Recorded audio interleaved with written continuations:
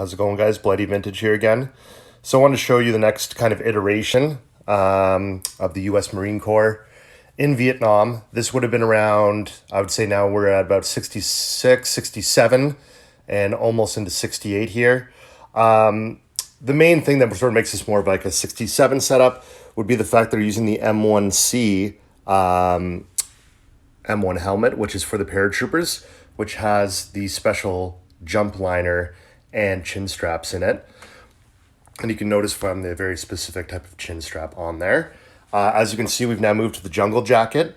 What I have here is a third pattern, but could have been first, second, third, etc.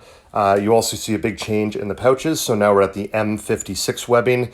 The US Marine Corps is starting to adopt more of the US Army's equipment, mainly because they have now changed to the M16 as their main battle rifle. A lot of complaints in the beginning about its performance, but once they kind of learned it, it was their main weapon and still supported by the M60, which I'll show you later.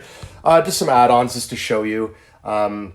These are all reproduction and not authentic at all, but the smoke canisters, as well as the, I believe that's an M61 grenade. Don't quote me on that. Would have gone to the M67s later. But what I did want to show you is a little bit more about the pack. So at first they would have used a Korean War era one that would have had more lighter, almost OD3 webbing along the side. This pack is dated 67 and actually has a button fastener that would have been more of a pattern 1961. But they were still using the pattern, I'm not actually sure what pattern they would have called it, but the M43 shovel carrier from World War II. And now we get into the juicy stuff, which I'm sure you all like, is the Flak Jackets. So this one is actually a, let me see, I believe a second pattern. So you can tell that because it's got two closing pockets with no exposed buttons. Got the one rifle sling there, one pocket. The early ones did not have these pockets. As you can see, these were maybe even added on later, but they usually use different materials. Yeah, so that being said, that's the basic setup that I kind of want to show you for sort of mid-war.